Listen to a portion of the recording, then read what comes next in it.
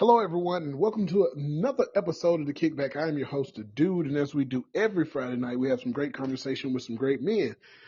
So we hope you can join in and be a part of these great conversations that we have, because it's always great to be in the presence of some great brothers, to have great conversation, to talk about life, love, marriage, and all things entailing with that. Because we all need a place and a space that we can just hang out in and talk. If you hear me breathing funny, it's because this weather has gotten to me, and I just don't know what it is, but it's like, man, sinuses, whatever you want to call it, it just got me all screwed up, all whacked up, and I don't know how to kick it. So, like I said again, hang out with us and enjoy the show. The kickback, the place. The kickback, the place for brothers.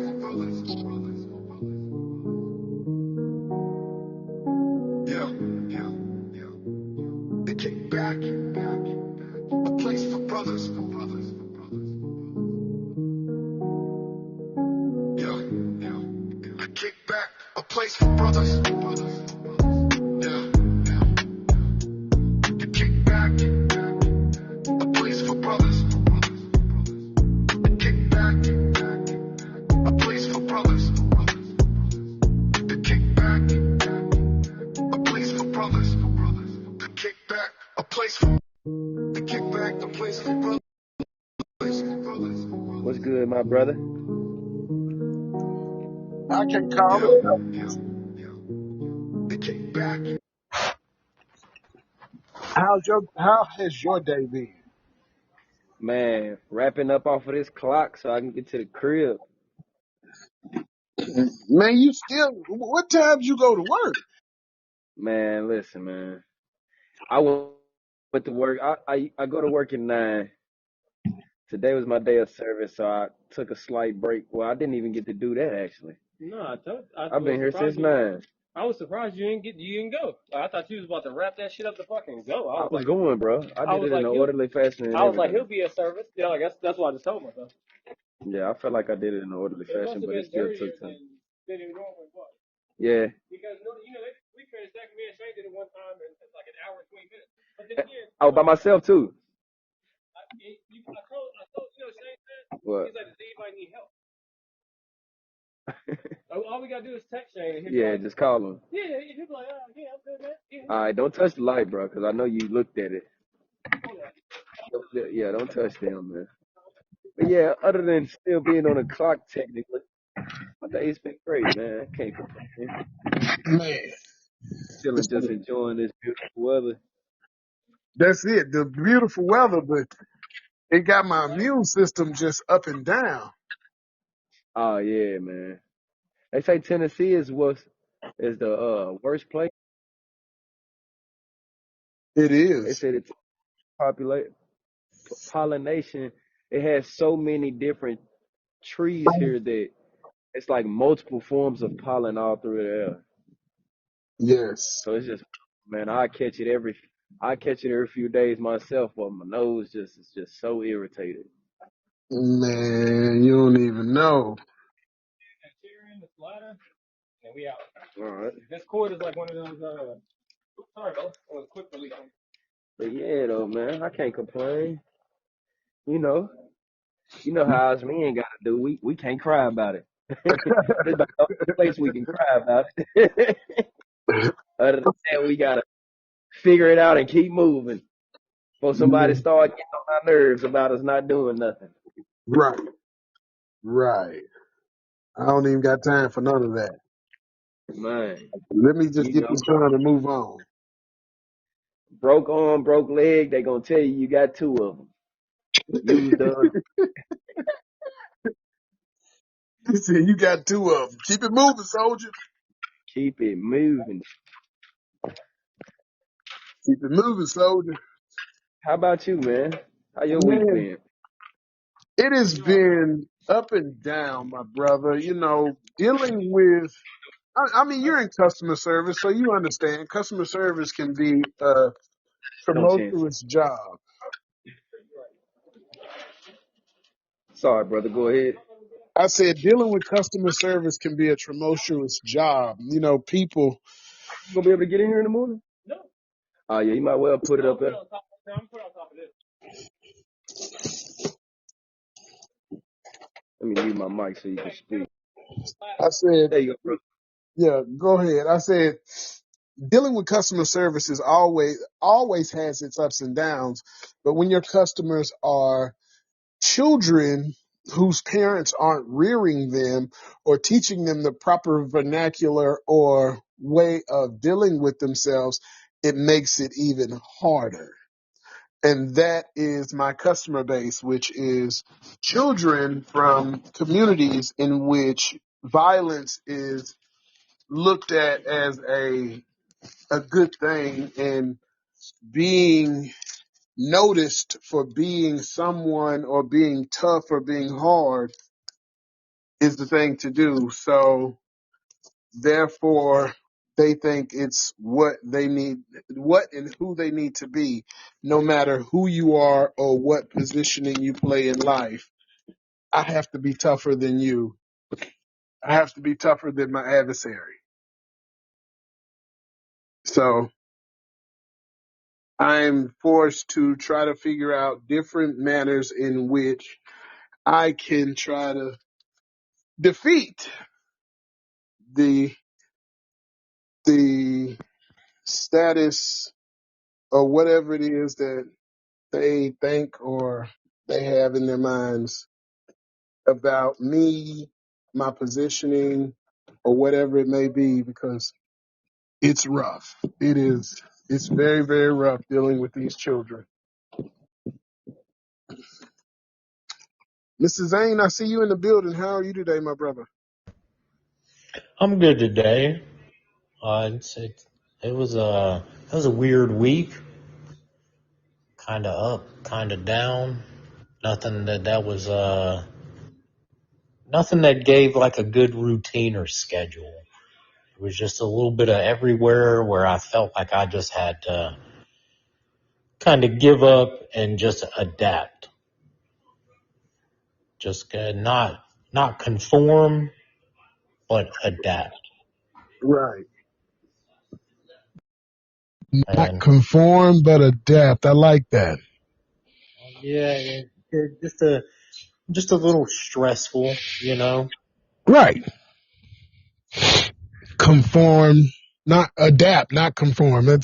That's a good way of looking at it, but I don't think a lot of people look at it in that particular manner.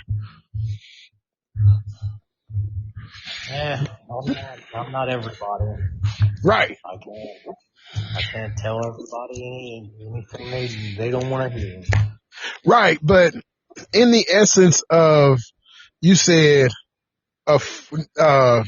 adapt, not conform. What does conforming look like to you? Corporate style, where you just kind of, you're kind of a robot. Uh huh.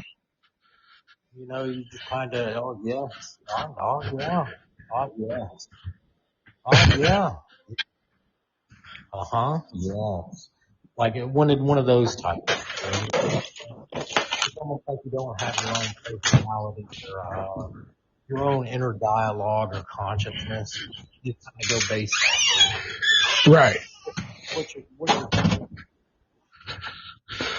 Okay, boss. Yes, a boss. I's gonna do it, boss. I mean, Is that what kind you're of, saying? yeah.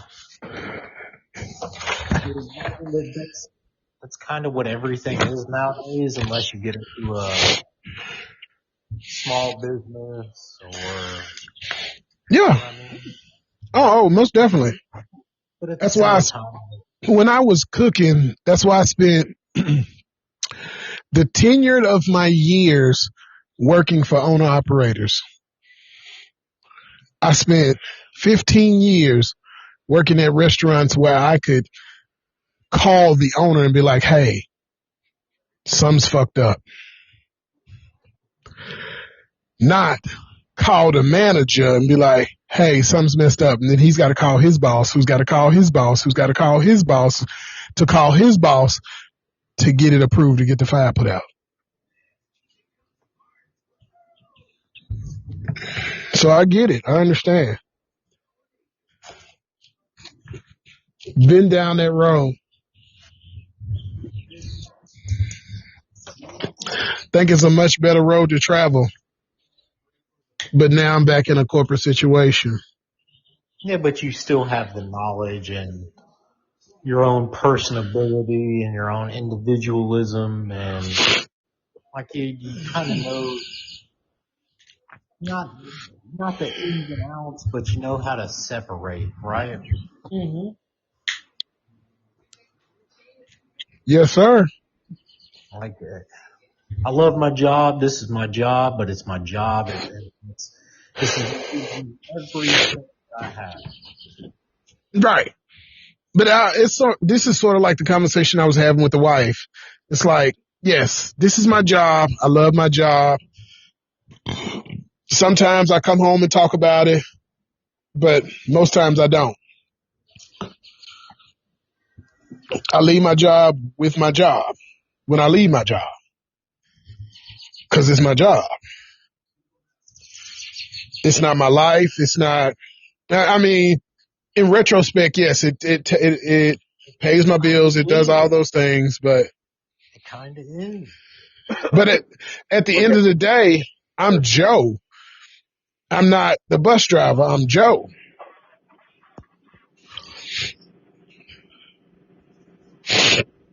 Very true. Very true. Very true. You're not Joe the bus driver. You're not just the bus driver. You're Joe. Joe Right. Falk. Yes. You're a Who motherfucker happens with to a drive name buses? and a purpose. And What you say? What you say, Mom? I said, you Joe who happens to drive buses. There you go. And that's one amongst many things. Mm-hmm. Right. It's like Zane. Zane is Zane who happens to fix cars. That's not his life. That's not who he is. That's one of the things he's good at. But a lot of people tend to base their identities around their positioning. Oh, yeah, nigga get a job, he a new man. Nigga get a new job, get a small promotion, and they get a quarter raise. And they ain't acting bougie. Oh man, you know they done moved me up from fries to now I'm expoing. Man. Damn shame.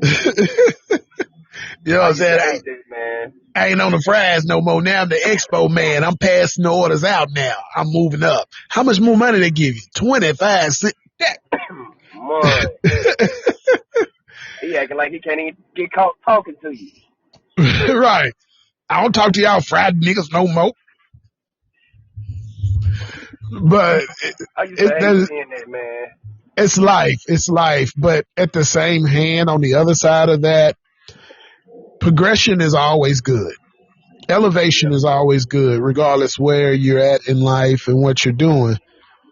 Because I can remember back when I started cooking, I didn't know the ins and outs of a restaurant. You know, when I was green, that was 2004 when I started in restaurants. Well, not really, but really, really working in restaurants because I did it when I was in high school. But, you know, your way of thinking and looking at things is different from a child and an adult, and life is different. And progression is always good, but You still got to know where you at. You still at a burger joint. Come on now. We all in here slanging burgers. Yeah. I don't think changing up on people is good anyways, no matter what promotion or elevation or level you reach. You know what I mean? Like, it's one thing to distance yourself from bad influences or liabilities, you know, distancing, creating distance from those now that you have more responsibility within your hands. But people you mess with, people you call acquaintances and friends, a job title or a promotion shouldn't make you change up on them. Very Then it's true. almost like you. It's like they programmed you, put a chip in your back, and told you can't talk to us now that you manage in the sales department. Right. Now y'all stalkers are below me. I'm higher than you. I can't get caught mingling with y'all, or my job is at risk. Like, that's crazy. Right. But there are people out here like that. I was finna say, I'd imagine some companies promote that type of stuff as well, you know? Oh, I'm pretty sure of it. There's a lot of companies out here that promote that type of behavior, and those are the companies you don't want to work for. I don't want to work for somebody that's promoting that type of whatever, because that's not. Division? Yeah. Because there's enough division as it is in this world. Yeah. But I can't wait for us to get back to them days where we all just people, man. Like, community and tribal. Like, part of me wish I was raised in those earlier days so that I can visually be immersed in the creation of a village and that expanding. You feel me? Seeing it from the first 2 tents on up, like how some of these games is they got on the phones now. They let you build a little tribe or some shit. You feel me? Or start with a little tent and build your way into a whole society, so to speak, and a community. Like, I would love to see that. Like, and I be looking at those games like as an example of, like, you know, starting from the bottom or starting at your starting point and moving forward and paying attention to what it actually takes to do something like it. That's the goal for me, man. Like, I want to be surrounded by people who are putting the bigger picture of all of us first. Like, it shares the same name nowadays, but it doesn't share the same meaning. And it's just it's a neighborhood. A neighborhood used to be a village or like a little family, or, you know, like the people that live in a cul-de-sac. Everybody knew everybody. The people that lived on a corner, everybody knew everybody. People that lived in a neighborhood knew everybody. How people just live in neighborhoods and it's just where you live at. It's not like, you know, people getting together and joining forces for all the wrong reasons now, man. It's not like the house parties nowadays ain't the house parties from back then. Oh, no, sir. Where it's like, if the door is open in an apartment complex and it's like four apartments in that same little corridor, everybody's partying within the four doors, and the whole complex, the whole neighborhood knows what's going on. Right. Everybody knows who's who in the neighborhood. Now it just feels like everybody is like, who is who in the neighborhood. Right. But how do we get there? How do we get to a point to where we don't know our neighbors anymore? We talked about this a couple weeks back, and you were saying you knew like the guy that lived next door to you, Zane. And I know the people who live next door to me, but a lot of people don't know their neighbors and don't want to know their neighbors.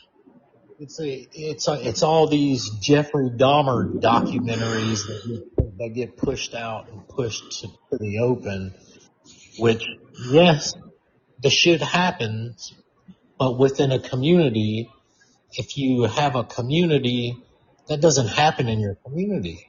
Right.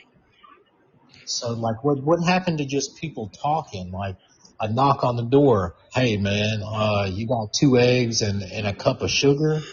Man, I remember that used to be, that was a fucking regular thing. Hey man, you got some sugar? You got some eggs? You got a little bit of flour I can use? Like, Right, right. people used to ask their neighbors when they felt a little unfortunate, when they felt like they didn't have something at the time. Like, we used to be able to go ask our neighbor for that. Now it's I ain't asking nobody for nothing. Right. I ain't asking nobody for shit. Not because I'm scared of them, not because I'm worried about them. I just purely don't want to talk to nobody. Right. But And that's crazy. why is Yeah. that projected? Like, why does it feel like it's been laid on me that I can't be a neighbor or a friend? because it division has been subliminally sold into our society, bro. Like distrust. Let me say that. Yeah. Like you can't. Like now, it's like people don't even know how to have a conversation or be approachable because it's like women. Women will expose damn near their whole body. In the Nashville, we call it damn near naked. You'll be outside damn near naked, but when I approach you, no matter how I'm gonna come at you, you act like you too bougie or like you act like I'm giving off the wrong signals for me to even approach you, or let alone talk to you. But yet Right. you put yourself out there as if you want to be approached in a certain type of manner. It's like you fully exposing yourself, but you don't want nobody to talk to you. It's Right. so backwards, man. You gonna be careful about who you choose to talk to because you got some type of. A lot of people got ulterior motives nowadays. Like, and my man, pure intentions is so rare nowadays, man. Like real talk. Like, when the last time y'all talked to somebody who was just like, the conversation was so natural and organic, and then you felt like you left off with something, even though y'all didn't exchange numbers or information or anything. No, that's so hard to believe nowadays. Really? A genuine Can you speak up conversation? a little? Can you speak up a little bit, thing? No, like a genuine conversation is so hard to believe nowadays just because of everything that's projected. Like, everybody's standpoint, everybody's position on politics. Like, nobody can have just a regular conversation. It always feels like there's some kind of underlined thing that just like an issue or something, as opposed to just a conversation. Like, hell yeah, dude. I had a good ass day. You know what I mean? But it doesn't feel the same anymore. Like, people aren't talking to talk. People are talking to talk at or talk against. It's not talking to understand, or like a neighbor, or like a hey, hello. Like, if somebody says hey, hello, nowadays it's more like they're G checking. Like, hey, you good? Like, you from here? You straight?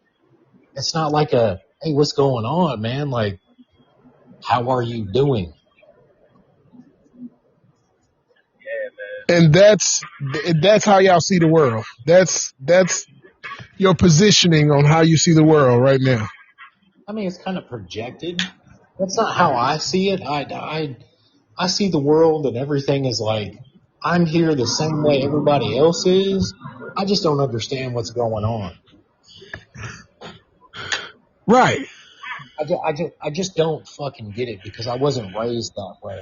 I wasn't raised this way on what's going on now within the past 5 to 10 years. You know what I mean? Like you said, it's the great divide. It's the great divide. And a lot of people don't understand what the great divide is. Yeah, man. We show that. I say it's just like, man. I don't know. I guess it's like the law of attraction, manifestation, and stuff. Like once you align yourself with who you want to be for real, and start living in that, it's like a whole new world open. You know, and you start to meet people that align with you and like-minded. But other than the people who are like-minded like you, real, you taking the risk with talking to anybody else. You feel me? Because who knows? and the great divide is what caused this type of distrust and just, I guess it's like what human nature, like this. I mean, like, because it's just normal activity for our species. Like, it's so hard to get to know people, man. And nowadays, man, you don't know if these motherfuckers got a gun on them.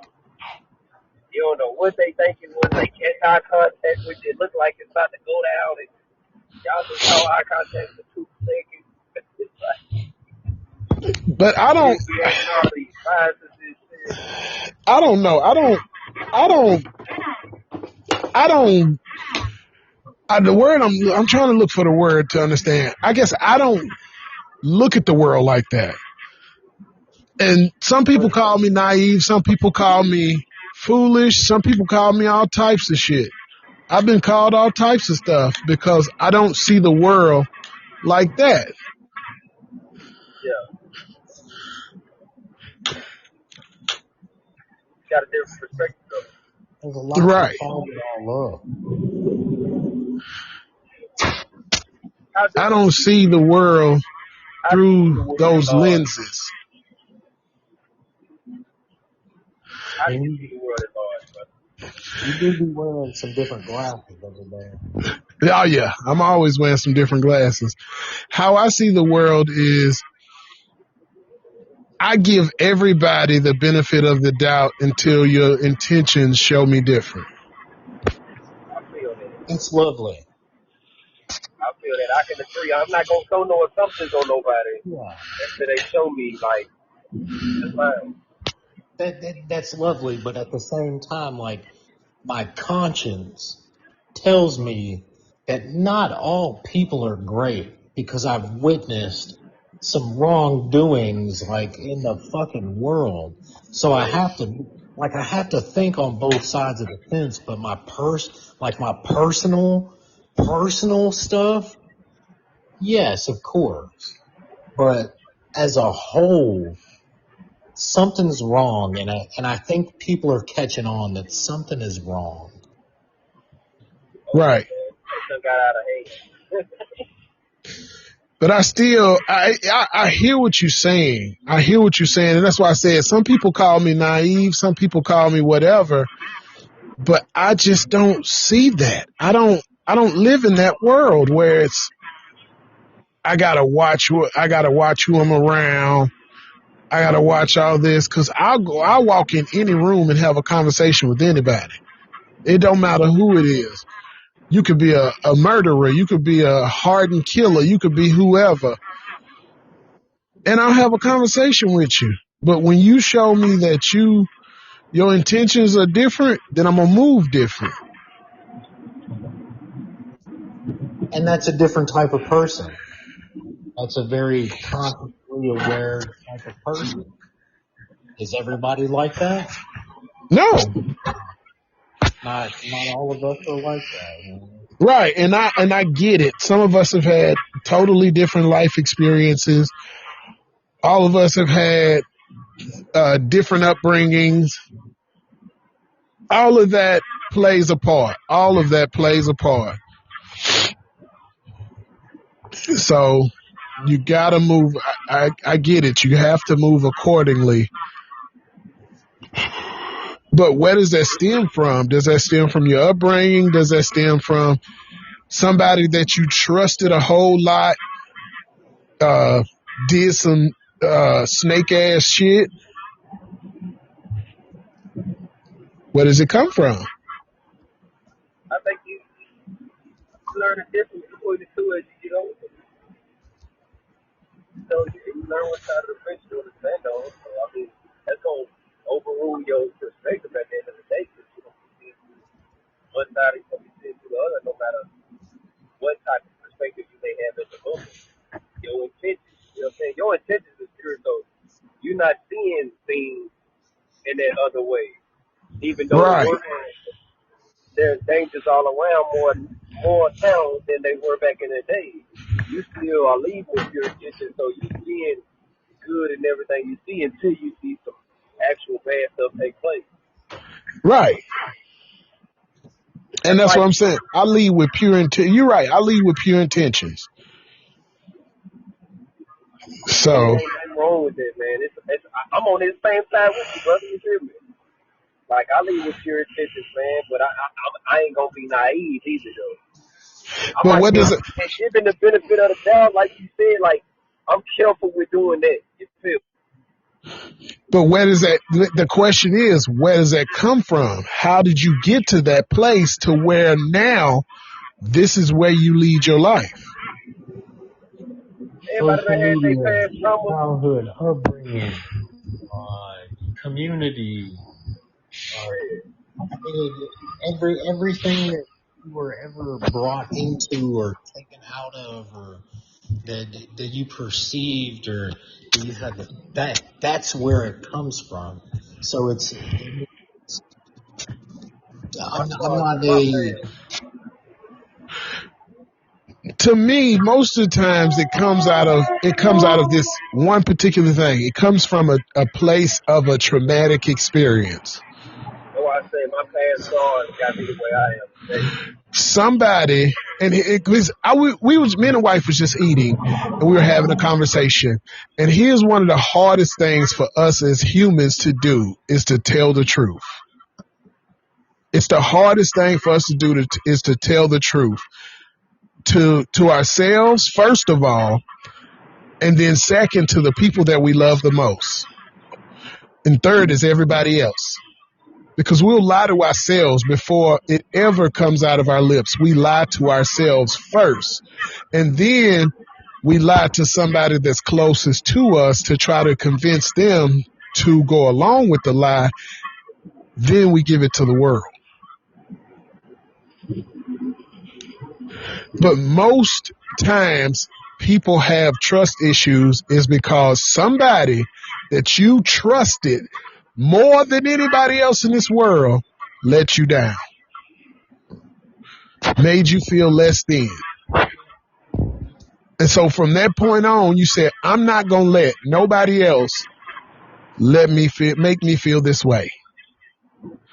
So now I'm going to back off and I'm going to watch everybody and I'm going to watch everybody's intentions and I'm going to make sure I don't let nobody get in too close. I'm not going to let nobody really know what's really going on with me because that person hurt me.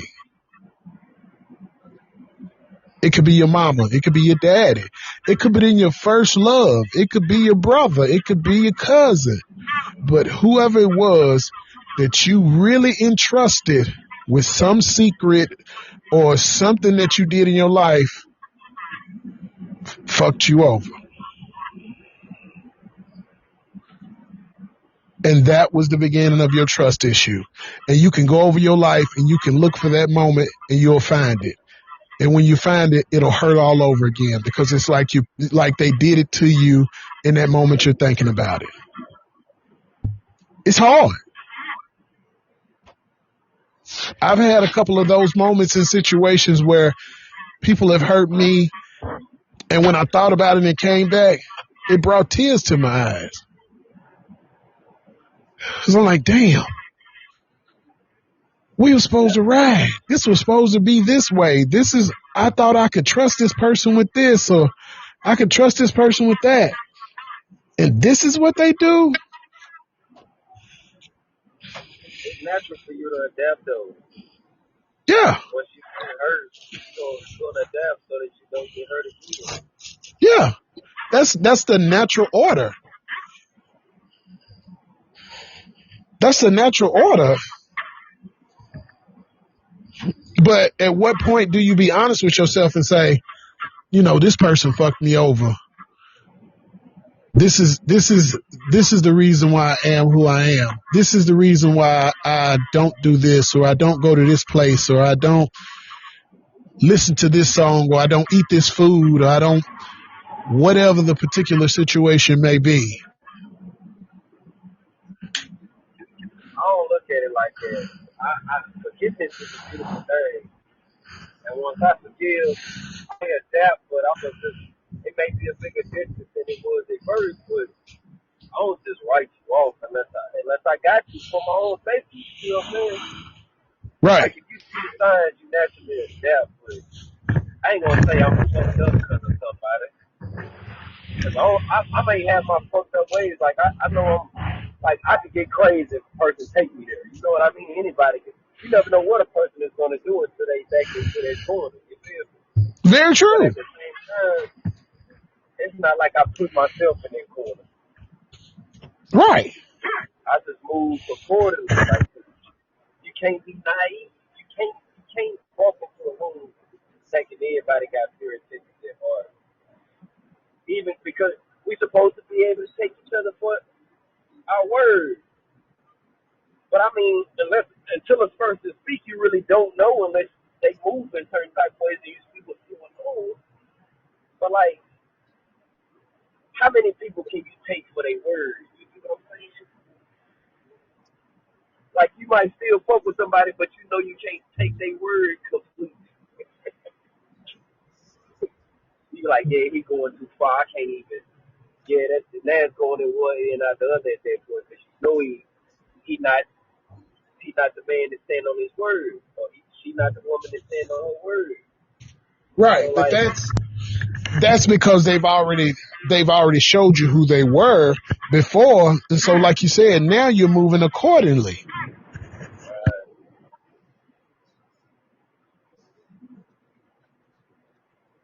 One thing I so always say about this world is this. We were a much better place when we were dumber people. If you can really understand that. If you really understand what I'm saying, we were a much better place when we were dumber people. you know, everybody got their opinions, man, and that's Right. an opinion. That's You an think opinion, so? but yeah, I think that's an opinion because the first thing that popped in my head was, what do you consider to be smart? Okay. Because some people got the opinion that we were way smarter back then versus now. Right. I got you. So it's like everybody got their opinions, and I'm not saying you wrong or right. It's No, just no, about no. It's a conversation, and I love having a conversation. yeah. So like, I got a scenario for you. You walk in a room, you see a group of girls right there. They half naked. You see a group of girls over there. They dress decent, like they got some class. You see some Muslim sisters with their hijab over there. You see some guys over there in the cut shooting dice. You see another group of guys sagging their pants, look like they clutching pistols. You see another group of guys that look like they go to school. They ain't on nothing. They ain't on nothing outside of just having a good time. You gonna know where you want to go to talk to people. Right. If you ask me, Right. you just gonna be like, I'm gonna go talk to the guys because I think they good. Those are signs already. You see what I'm saying? Yes. I'm gonna move around the room. I'm Oh, probably gonna shoot dice first. I'm gonna move around the room. I'm gonna talk to everybody in the room. Oh, because you got to figure out the consistency. You got to figure Yeah, out the temperature in the room. yeah. So I'm gonna talk to everybody in the room. I'm gonna move around the room. I mean everybody. The people gonna see guys, the girls, everybody. I don't care. people gonna see you just like you see them. It ain't like we blind out here. Very true. I think But we let me all just explain to you what I said. When I say we were better people when we were dumber, we have a encyclopedia in the palm of our hands, all of us right now. How many of us really use it for knowledge? I can say I do. Right. Okay. So you're right when you say we were smarter back then because we moved a lot different. So I'll give you that. You're right. We were smarter. But also at the same hand, we have this thing now called a smartphone, but nobody's using it in a smart manner. As you know, me and Bubba drive a school bus, and 80% of the children that ride the bus have smartphones. from the ages of 5 to 20. Because you got kids from the ages of 5 years old to 20 years old still going to school, still riding the school bus. So you have children from the ages of 5 to 20 with a smartphone. I start picking up elementary kids at 6:55 in the morning. At 6:55 in the morning is when I start picking up elementary children. At 6:55 in the morning. At 7 o'clock, they're choosing violence. They rather watch fight videos, stupid stuff, and all this. And I'm talking about the elementary children. I'm not talking about the high school children. Believe it or not, the high school children are way quieter and way more reserved than the elementary children are. Literally. These children wake up choosing violence every day. Every day. Now, I'm not going to say in the 50s they didn't have stupid stuff going on. I'm not going to say they didn't have the craziness going on, because in every decade there was something that we as people deemed as outrageous. Okay? Get that. But I'm pretty sure we didn't have the problems that we have now in the 50s. Oh yeah. Like you were just talking about the village. There were villages then. Now there's no village. Like you and Zane were talking about again. There's no village.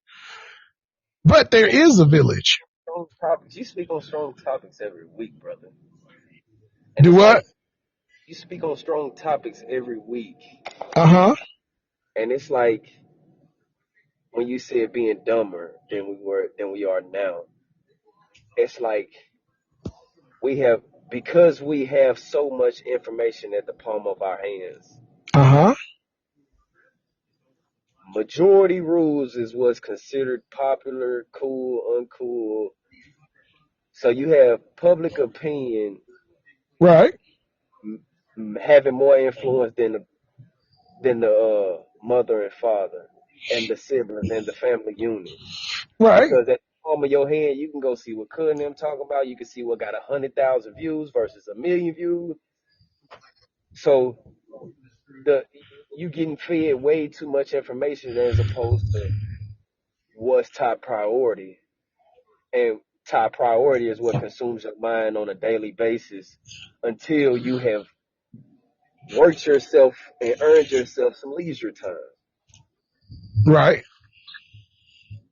So, man, it's as a whole, the majority is so far gone, almost to the point of it would have to be something drastic that happens, literally, as if it's not already going on. Look, it's already happening. It's happening. And it's look at how happening. many people continue as if nothing is going on. It's happening right now. We're in the midst of it. Exactly. So it's like,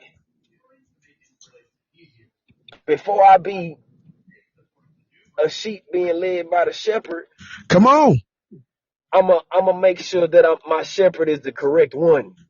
Right. Come on with it. And that stuff is like, you know how many, this is the only place where I damn near can talk like it, because almost everybody else will take it too offensive. You know how a person try to express themselves, but in your opinion, they going too far. So when you try to nip something in the bud, they become offended. Yes. If they say they not, they get in their feelings because they feel like they can't even talk to you like how they talking because you don't want to hear. No matter how you tell that to them, you don't want to hear. So now they offended because, man, people get way too offended. You're right. The truth. But what did I say? You cannot tell people the truth anymore because nobody wants the truth. Nobody wants the truth. If you're not telling the truth, then you're lying. So I can understand somebody lying to the police, for example, because they don't want to get in trouble, so to speak.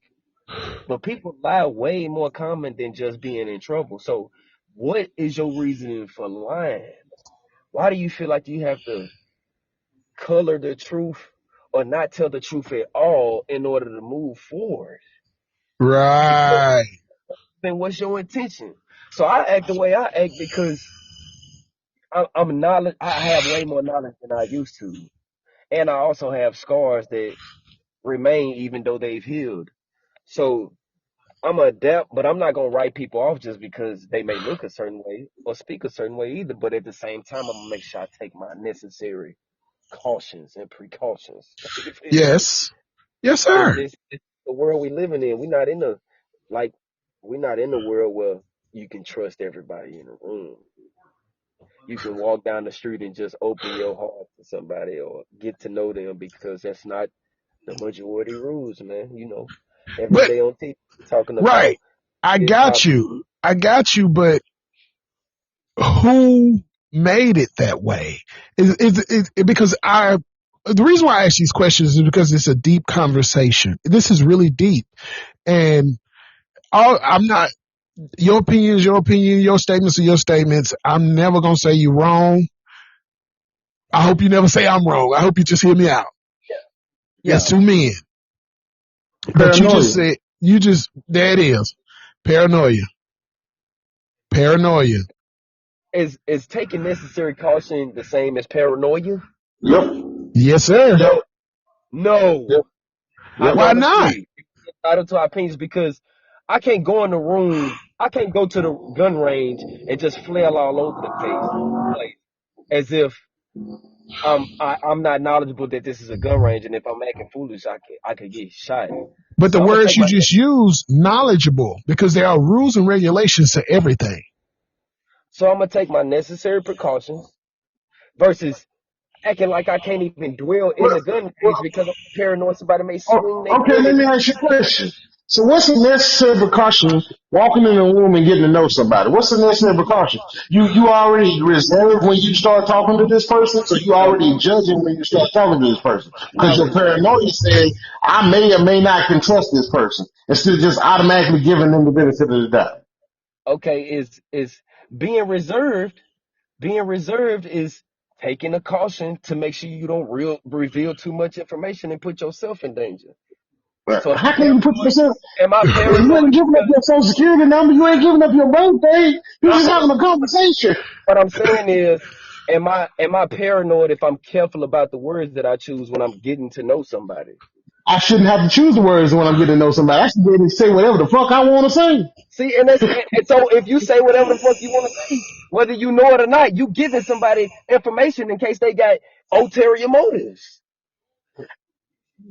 But at the same hand, it's still, and that's why I said honesty. People can't be honest.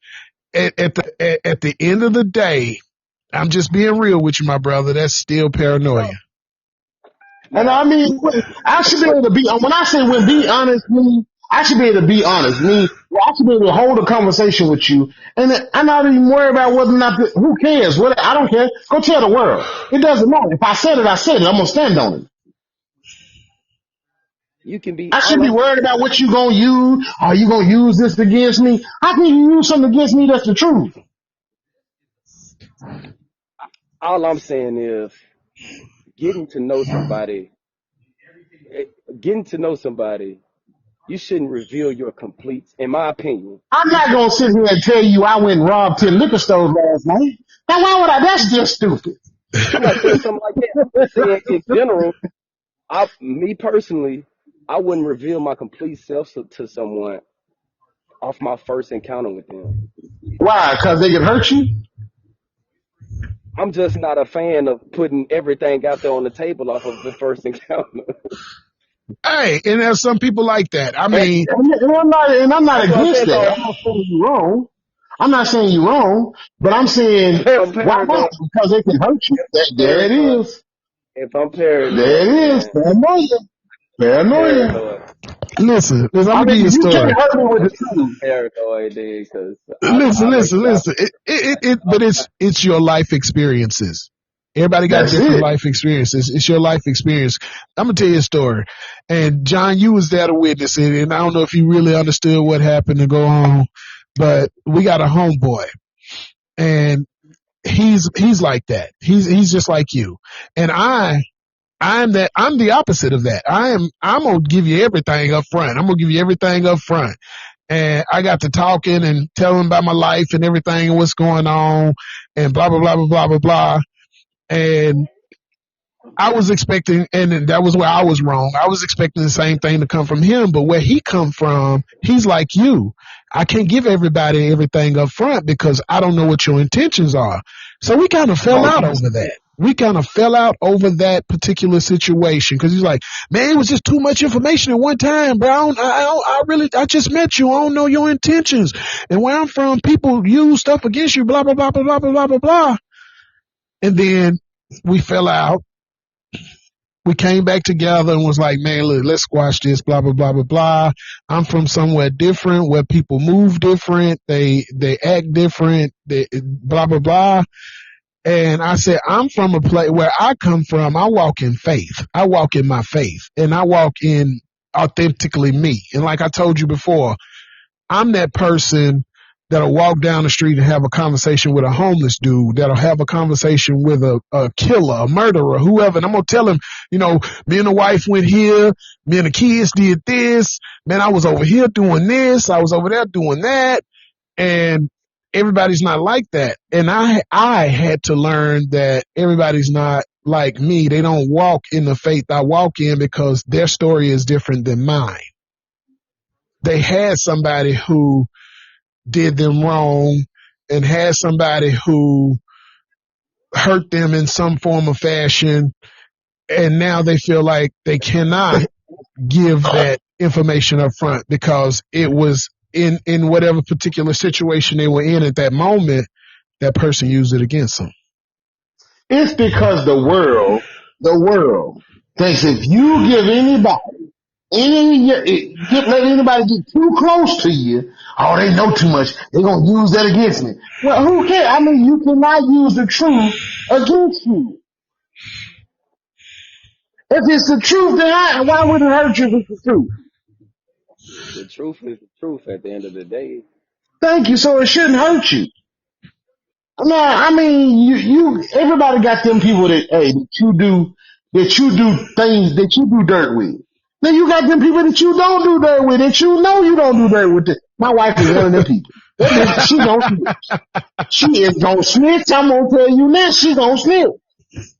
I know, and I know this for a fact. So I guess what? We don't do dirt with her. Nothing shady do we do with her, cause she gonna snitch. And she gonna tell you up front she gonna snitch. She gonna thank you. She gonna tell you straight up, I'm gonna snitch. I'm gonna tell the police. If they stop me, I'm telling it all. She gonna be up front. Let you know. I'm telling. I am not going to jail with you. What's your question, Jamal? How many people is in the world, like, approximately? It's like 7 to 10 billion. Then that 10 billion people in the world? Where we at? 10 billion? How many people in the world? Google. Okay, Google. How many people in the world? 8.3 billion people. 8.3 billion. So 9 billion people. 9 billion. 8 billion people. Because there's some holy people not counted in there, trust me. 8+ billion people. Yep. What do you call a person that goes through life as if they are never going to get scathed? If they're never going to be scared? I said, what do you think about a person that thinks that they're going to walk through life unscathed? Oh, you got to be a fool. You got to be a fool. You got to be a fool. You got to be a fool. You're not a fool, but a damn fool. You got to be a fool. So, but see, the problem is people trying to keep making it where it don't happen. It's gonna happen. Right. Somebody gonna get you. I don't give a damn what. I don't give a damn how good you is or this, that, how smooth you think you is. It's gonna happen. Somebody gonna get you. So I mean, you're damn fool if you think you're gonna walk through this world unscathed for 50, 60 years of your life. Never gonna happen. Never gonna happen. You get scathed within the first year of your life. By the time you become a teenager, you done got 4 or 5, 6, 7 times. Man, well, you got a good 90 days where you get a whoop. Okay. 3 months in, yeah. Oh, you already When got you it. first, you talk about from a baby, you got 90 days before you get your 3 months first whooping. in. I ain't 3 even months got no And I'm The talking like second this. you start walking is when things get sketchy. Oh When you yeah. start walking, things get sketchy. That's I was when you talking have to start looking out. But see, society has trained us to think that everybody's out to get you. You can't be honest with nobody. You can't be real with nobody. You can't trust nobody. You can't trust your friends. You can't trust your family. Ain't no such thing as friends. Ain't no such thing as real family. But then you turn around and say, well, blood's thicker than water. Then you turn around and say, well, sometimes blood ain't shit. But hey, sometimes it ain't got to be blood to be thicker than water.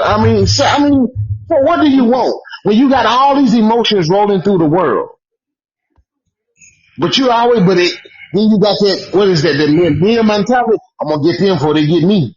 Oh Get yeah. them before they get me. You uh, got a whole state of people like that. It's a whole state of people like that. And I guarantee you can't even name the state.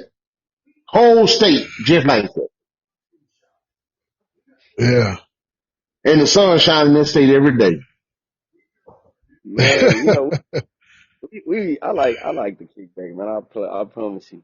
I mess with this place, man, because I like to talk deep. Because at the end of the day, for me, it's your intentions at the end of the day, because your intentions are gonna reveal themselves whether you like it or not. What's in the dark Okay. is gonna come to the light. So it's Okay. like at the end of the day, it's intentions for me. Yeah. Because me, Okay. Well, it's a whole state of people in America right now that think that everybody out to get them, including the people in the state. But they refuse to leave that state. But everybody out to get them.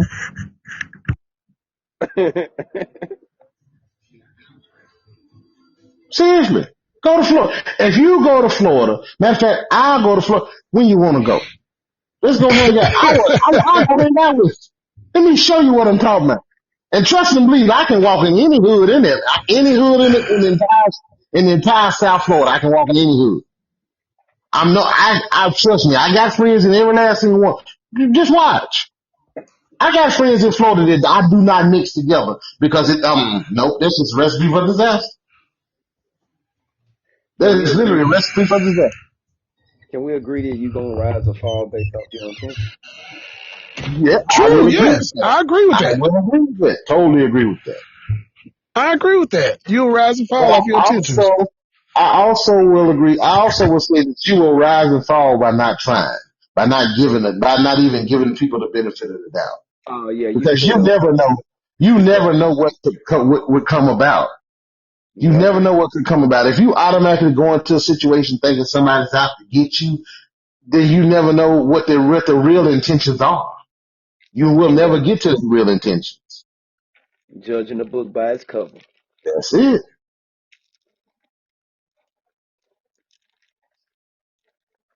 And I always tell people, I've always told this, and my nephews will tell you this. I've always said I can talk to any woman in this world. You give me 10 minutes and get them out of their comfort zone, I can holler at any woman in this world. It don't matter. Because once you get the person out of their comfort zone, you never know the possibilities. Yeah, you never know. You never know what a person to do. Like I said, whether they back You against the never wall. know. So when your back's against the wall, of course you never know what the person's gonna do. But I'm talking about when their back's not against the wall, when you let a person completely be honest and open up. You never know how that relationship may flourish and what may come about that. You never know. If you open up and they open up, you never know how tight how together you will ever become. Right. But if your paranoia tells you got to hide every time you go into a room, then you could potentially Drive yourself miss a crazy. great opportunity. Yes, You're you gonna could. drive yourself crazy. Right. You'll drive yourself crazy doing something like that. So like in the scenario the scenario you put out, you walk in a room, there's some half naked women, there's some sisters in some what's the headgear called? Hijabs. Hijabs. You got some women that are dressed in business form. You got some cats over here, they're dressed in suits. You got some cats over here shooting dice. You got a group of cats over here that look like they shady. You work the room and you figure out who's who and what's what. And I think I gained this from me personally from working security. I worked security for years, and you work the room and you never know who's going to be an ally or who's going to be a threat, because the dudes that are shooting dice could be allies and the dudes in the suits could be threats. But you would never know that because you've prejudged them because of what they're doing or how they're dressed. And that's how a lot of people. I will say this though, because I did security with Joe. I will say this though, when you are a police officer, a security guard, you learn in military PD. When you're in the military, you learn to scan rooms differently, and you learn to adapt in different situations. Because as a security guard, I could be a bully. Cause we had some coworkers that were just bullies we know we're going to get into a fight if we're working with them, cause they are bullies. They going to take their authority and abuse it. Now, I can let you shoot dice out back at the Waffle House and get my cut and watch out for you. Or I could just shut the whole thing down. And now I got everybody mad because I shut down the dice game. But now if I let you participate, if I let you do what you do, I just take my little cut off the top. So now when I got a situation with somebody else, then guess what you gonna stop? You gonna stop that situation before it ever even starts. Because you don't want to disrupt what you got going on in the back. And I ain't even did nothing but stand there and get paid. That's it. But that's what I'm saying. You gotta know, you gotta read the room in order to know who's an ally and who's a threat. And we worked a job. One job was the worst. I mean, the worst. When I came on board, matter of fact, how I got hired was the fact that they got to go fight the night before and beat security's ass, send them to the hospital.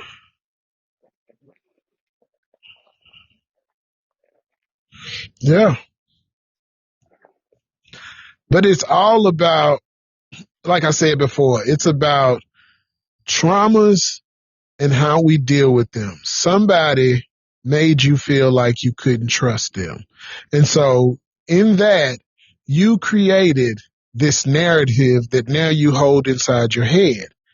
And because of that particular situation, now you carry yourself in a particular manner in which, as you said, Mal, precautionary measures. I don't live in that world. In faith. I'm also a man that walk in faith. I know everybody has an opinion. Yes.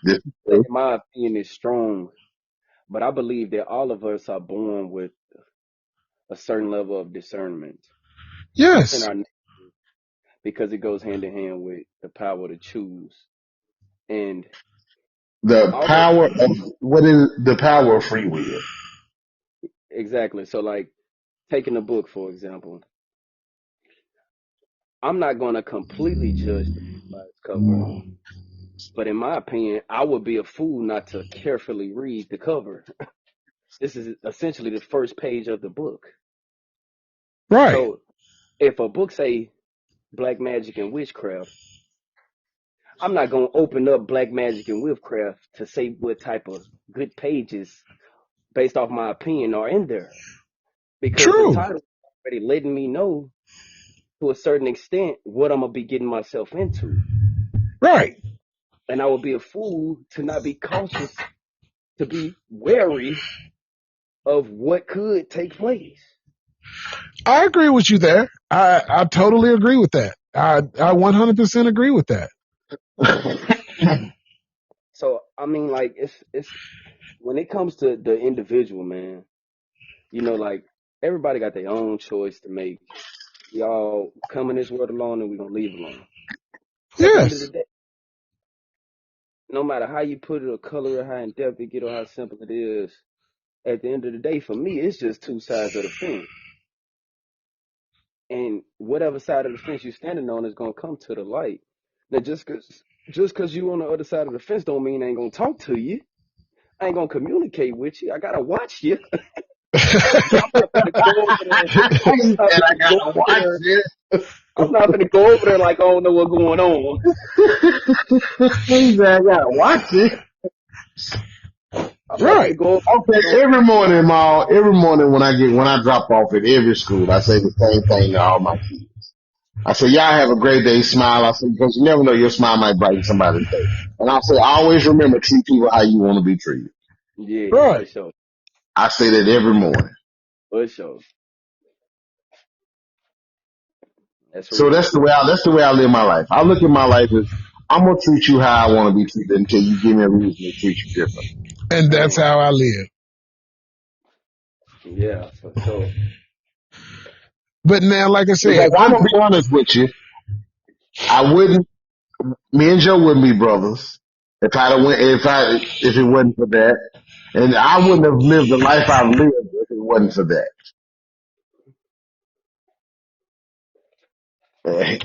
I'm just gonna be right, real with you. Cause right, I done been in some sticky situations, I done been in some fucked up situations, so hey. And right. I've been in some great situations. When I went into the state of Florida, I was like, well damn, does everybody think everybody have to get them? And y'all is just scamming this motherfucker I've never met in my life. So yeah. Man, That's why that's when I hear people say, "Ooh, tell the label off the box," boy, you ain't got enough money. Trust me, you ain't got enough money. I know them scam artists. I know the ones that pull them kind of scam. You ain't got enough. You ain't got enough. Don't worry about it. I think everybody in this room are people that choose to smile versus frown. You know what I mean? That's Yes. it. Every day. Because it's Wake up easier with to a smile. positive outlook, and you not writing nobody off or the day off in itself. You know what I mean? But at the Right. same time, ain't none of us gonna walk into the street before we look both ways. Oh no. Oh no. Oh no. Yet again, you got to be a damn fool. Yeah, I'm walking. I'm gonna walk out. I'm gonna walk out in the middle of 24 like it's like stop. The traffic just gonna stop. Nope. You got to be a damn fool. Right, for sure, man. I'm gonna I walk was across Galveston Road, and that's what amazes me. I'm just gonna walk across Galveston Road like the traffic is gonna automatically stop. No, sir. No, sir. I'm sorry. I can't do that. Joe. You I know mean, but see, how I'm not saying be naive. I'm not saying be naive. I'm saying give people the benefit of that first before you judge them. yeah, Joe. You know a couple of weeks ago you spoke on something, man. I just forgot. You ain't even It's gonna check. I'm not talking to you. I'm sorry. Let me mute myself. Yeah. I spoke on what? Was it fatherhood? What was it? Rearing children? What was it? trying to recall, man, because it was something specific that you We have some great conversations, and I kind of, I, said. I because got it. this is what, go ahead. You was talking about how you this to be get better and better and grow because this is a great space that you first and foremost made for yourself, and like-minded people have been drawn to it. Uh huh. But like the reality of it is that some days you may have more people in this room than you have people in the actual room. And then there's going to be days where you got more people in the actual room than you've had on the podcast. Right. And your intention is going to be whatever the situation needs. You know what I mean? In order to grow what you hold valuable. Hmm. whether it's people in the room or 10 people in the room or 100 people in the room. Right. There's a difference between us as people, and True. I want us to like focus on like ways of building the community, man, because that's what's essentially important to our survival. You know what I mean? Like, Yes, sir.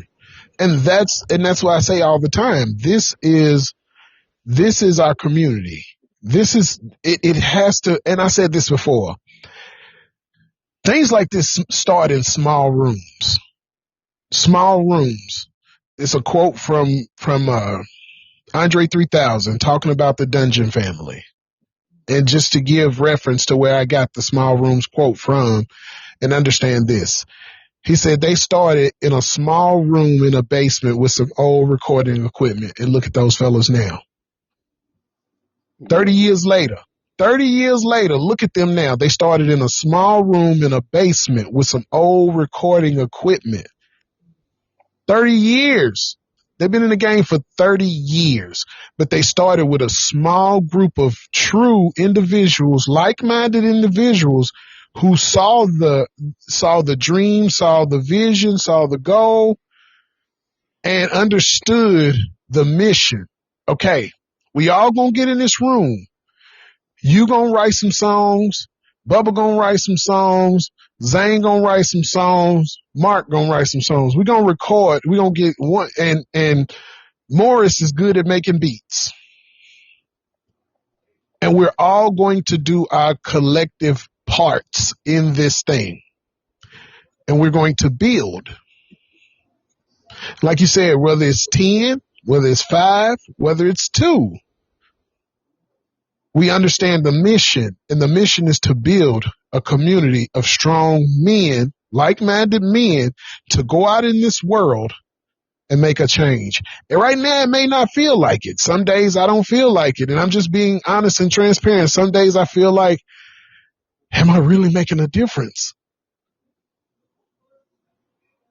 And that's the real truth, real human truth. Some days I feel like, is this really making a difference, us having these conversations? What are we really doing? Are we really building something? Are we really getting an understanding for each other? Are we really becoming one?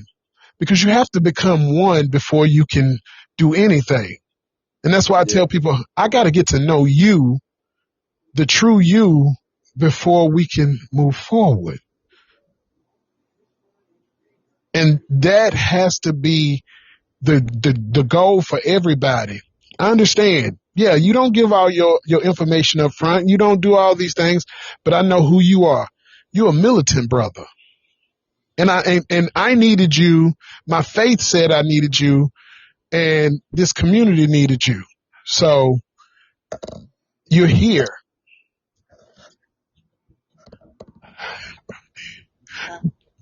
I probably did. But as long as we stay consistent, as long as we keep coming back, we keep having these conversations, we keep having these understandings and disagreements, that's how you get to know somebody. Because if we agree on everything, I'll never know you because I never know your true stance. I need to know your true stance and your true intentions. So where does that come from? Dialogue. It comes from true dialogue. You see the world differently than I do. Does it make you bad? Hell no. Does it make me bad? Hell no. But I know where your strengths are. You know where my strengths are. I know where your weaknesses are. You know where my weaknesses are. But at the same time, you cover my 6 o'clock, I'm going to cover your 12. That's what happened when you come together. Right. Mark's going to cover the 9 and Bubba's going to cover the 3. Facts. Like you said, I'm militant, man. Right. That's real talk right there. You feel me? That's real deal talk right there, man. If I can't trust you to get my 6, I don't even need you around me. Exactly. So at some point, yeah, the conversations will have to, they'll never stop, but there has to be, at some point, we put action to the conversation. But right now, we're at the building state. This is like, in layman's terms, this is like a relationship. You know, you get the honeymoon phase, you get the blah, blah stage, you get this stage. You know, we might get in here and have a conversation like, man, fuck you, Joe. That's some bullshit. Blah, blah, blah, blah, blah. But later on, when you have a moment to think about whatever I said, and you come back and you say, hey, man, listen, what you said, I didn't agree with. And I may say, hey, what you said, I didn't agree with. But as men, you have to understand, we're never going to always agree. Exactly.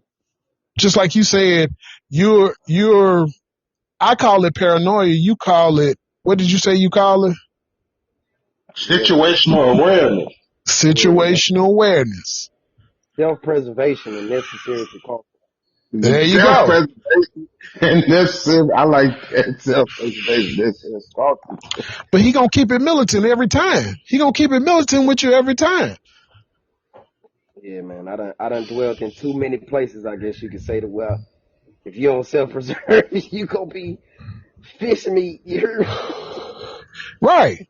And that's understandable. And that's why I said you are needed to be a part of this group, because like I said, we could be, and I'm using military terms because there's military men here and we all understand military. If you wasn't in the military, you know somebody in the military, you had somebody in your family in the military. But if we out in the field, I can't see everything.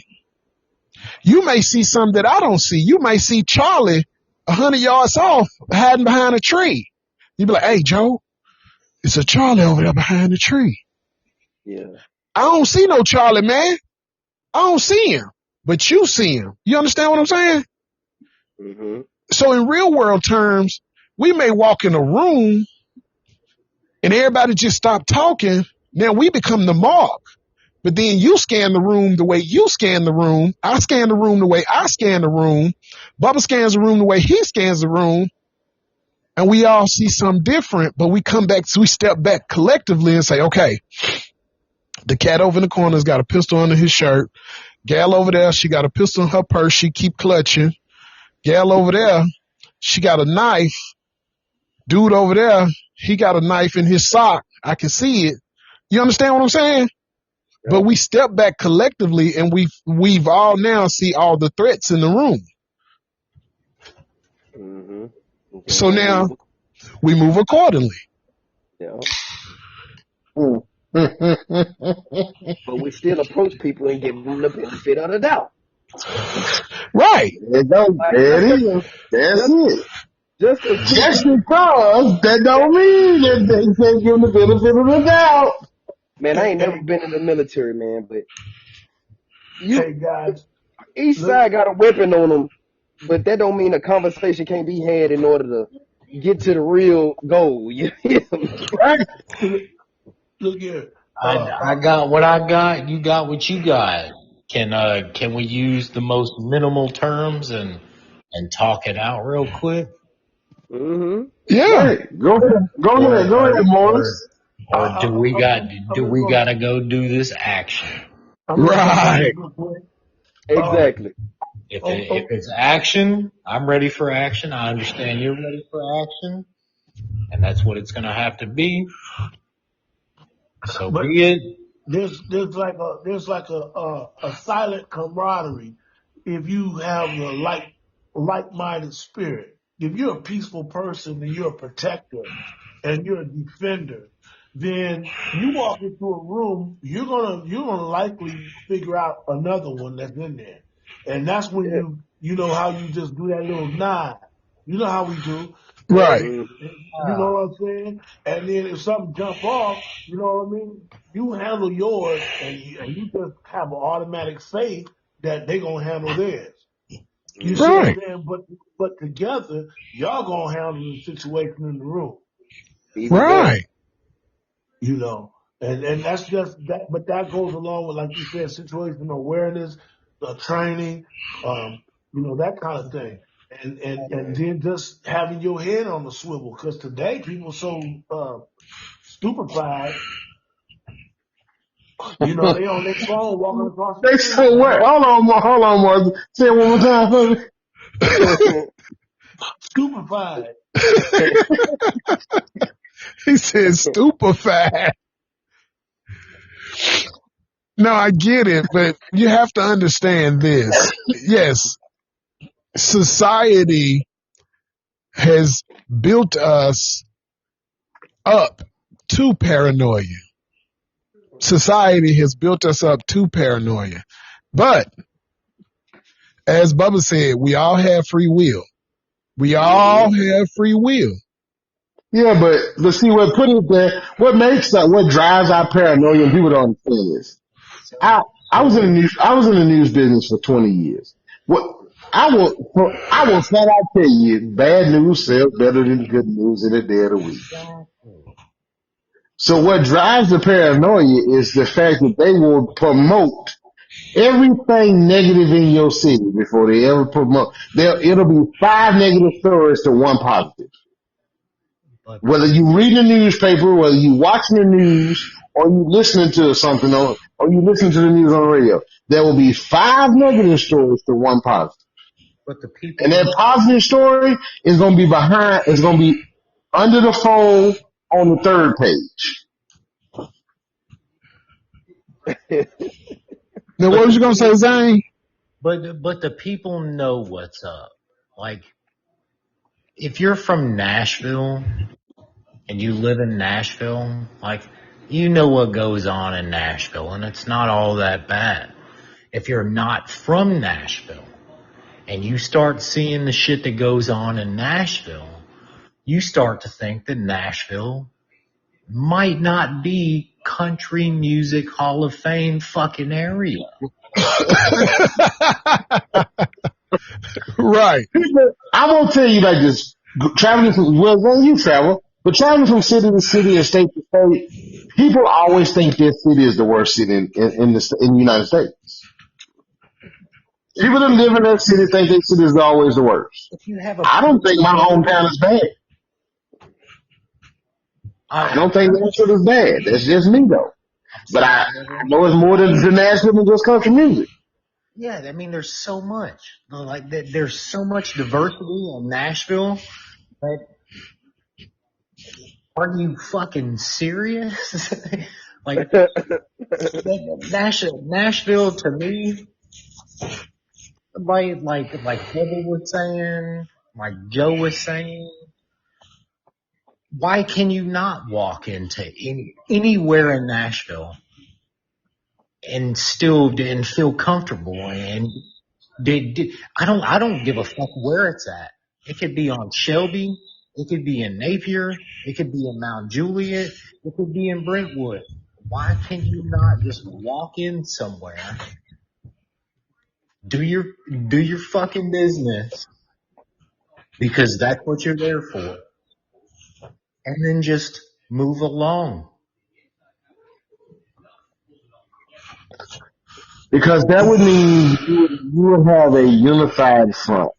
And unity in America is the death of America. That's what everybody's after, but that's what everybody's against. I think if Unity in America is the death of America. Perfect sense for some kind of economical, financial, like, construct to line a pocket. And it's not my fucking pocket. It's not your pocket. Right. The regular people just need to realize, hey, we're regular people. I'm not better. I'm not worse. I'm not anything. I'm here. I'm doing the same shit for maybe a different reason, but same pretense to hopefully die graciously and go about my day. And you know what, Zane? You say that, but it happens. It happens like this all because I work with some people that think they're better than me. We do the same damn job every day. We live in a city. We live in this world where everybody always wants to be better than the other person. We live in the same city. We do the same damn jobs. We go Every to day. the same damn gas stations. Every day. We're regulars at the same damn fast food spots. We talk to the same fucking people every day. But somehow, in some way, societally, each and every body is supposed to feel differently from each and every body.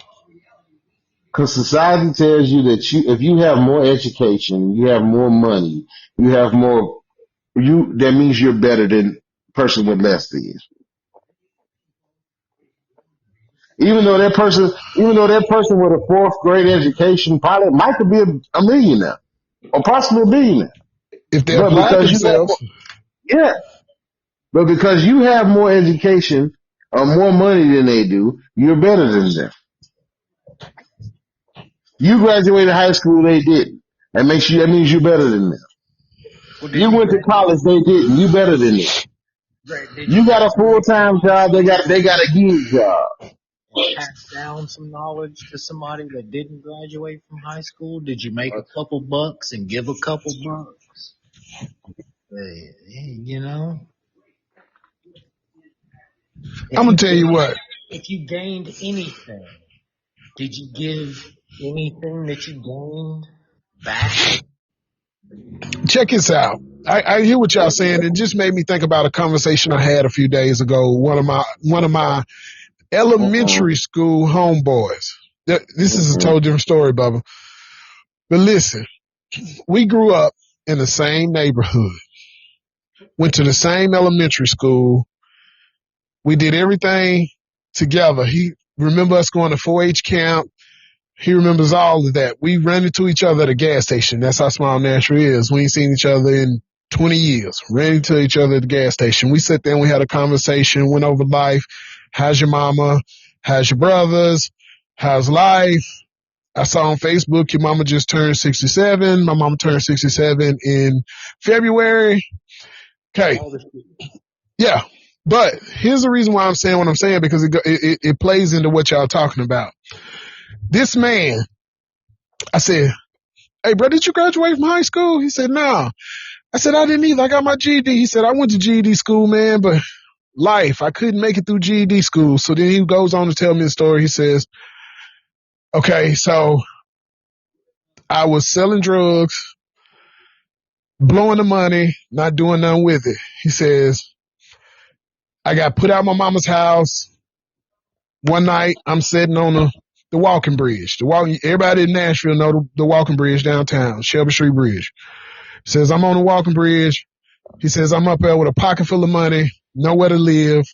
I'm praying to God. I'm praying. He says, I prayed, laid down on the bench. I went to sleep. Pocket full of money, woke up, still had a pocket full of money. He said, I got on the bus, went to the temporary service. Went to the temporary service. They sent me out that day. They sent me out to this heavy equipment company.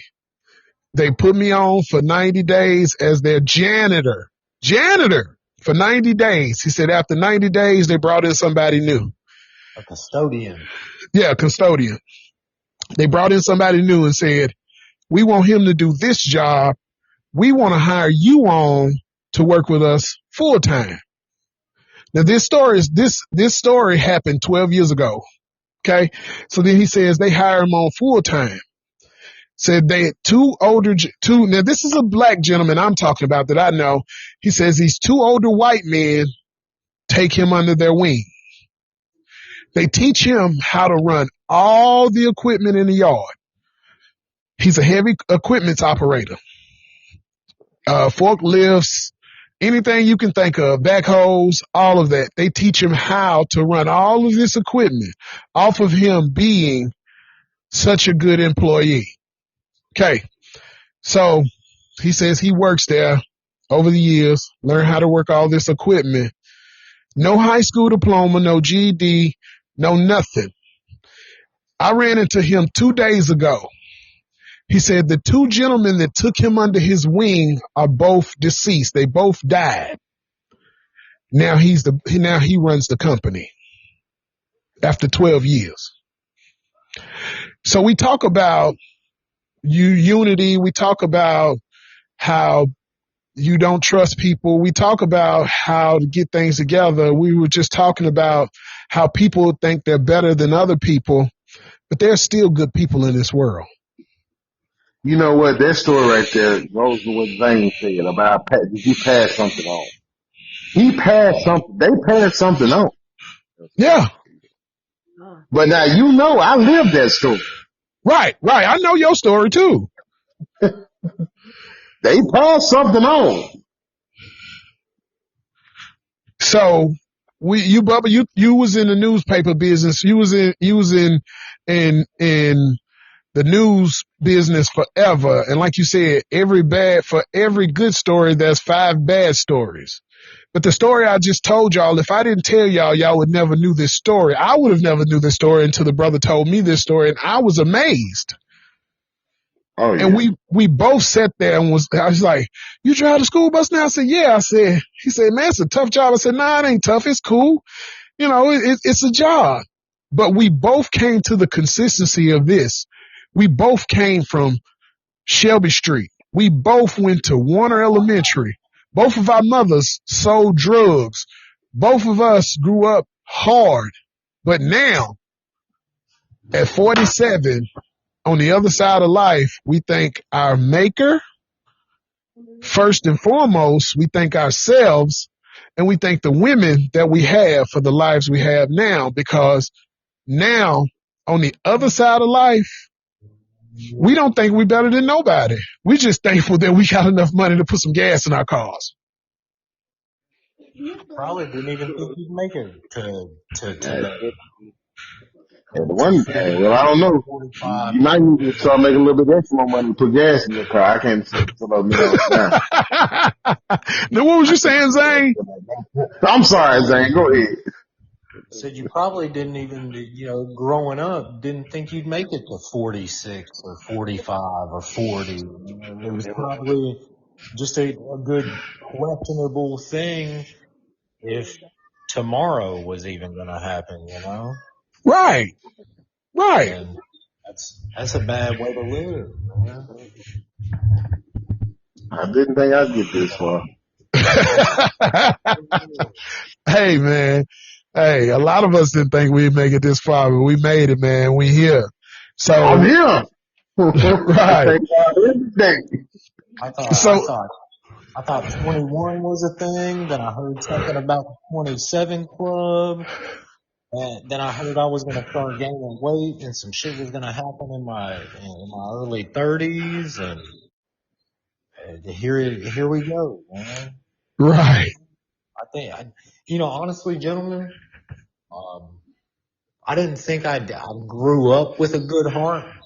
I think I earned a good heart with situations that I've had to deal with. And I think that's how we earn those experiences to be able to treat other people in different manners, speaking inside and outside of race.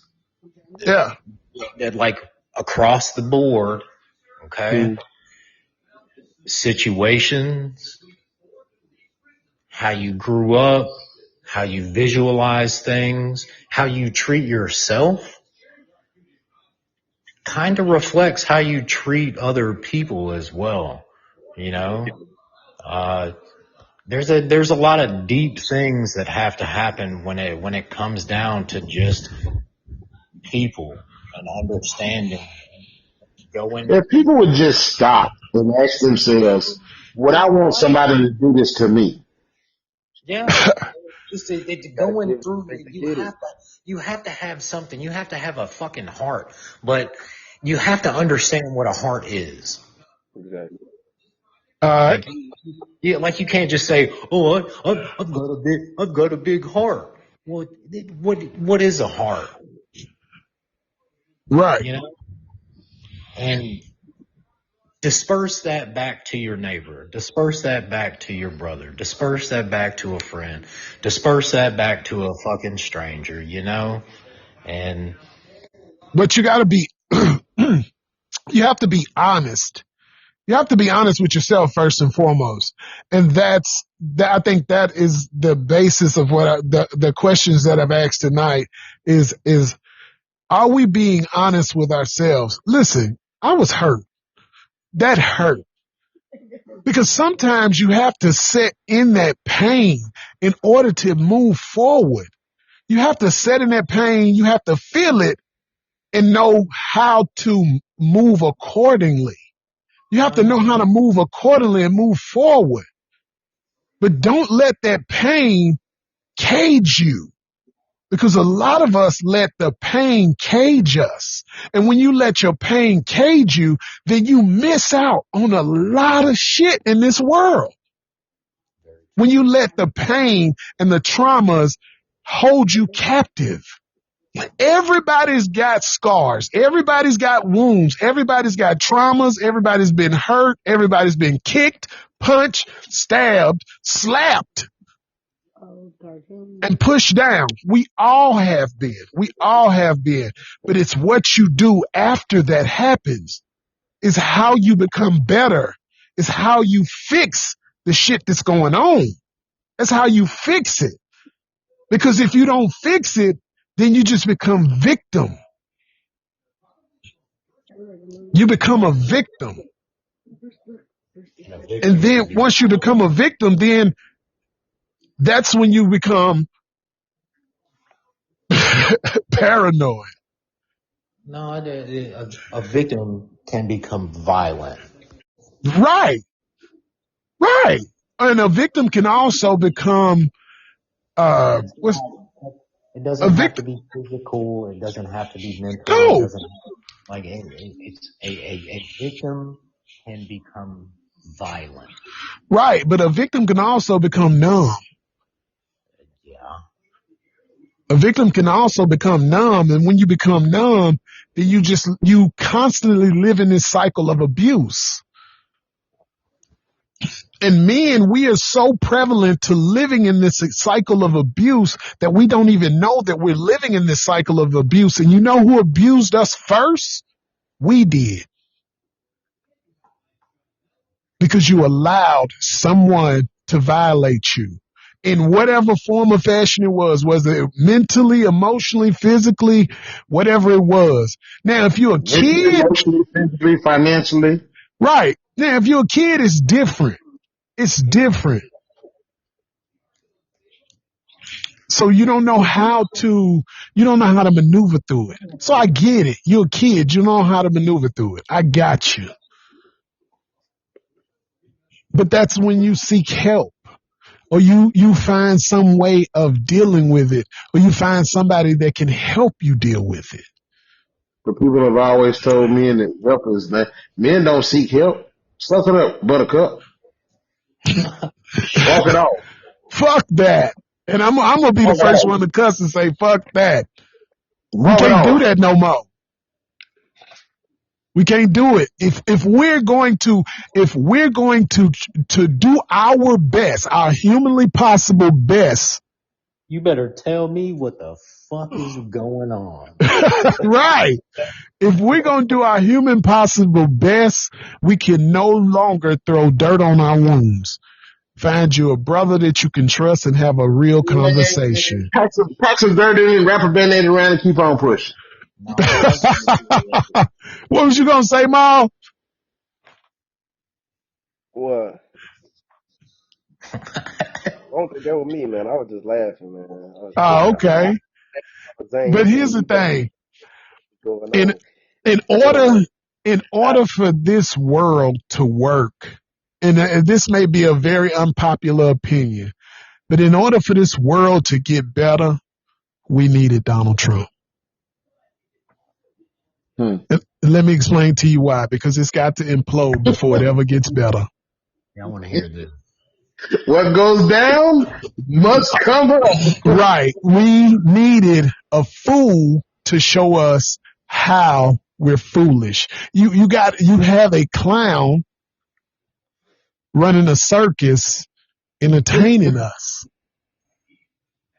All the things he's doing, he's trying to push us backwards. He's great. He's doing a great job. He's doing this. He's doing that. But at the end of the day, it's teaching us something. And if you're not learning any lessons from the atmosphere in which this world is in right now, then you're caged inside your own mind. You get what you pay for. I'm not bashing. I'm not doing any of those things. I'm simply saying, listen, take what's going on and apply it to your life and make sure that you're protected and you cover yourself. Gas is $4.29 a gallon. You go to work every day. You got to go to work.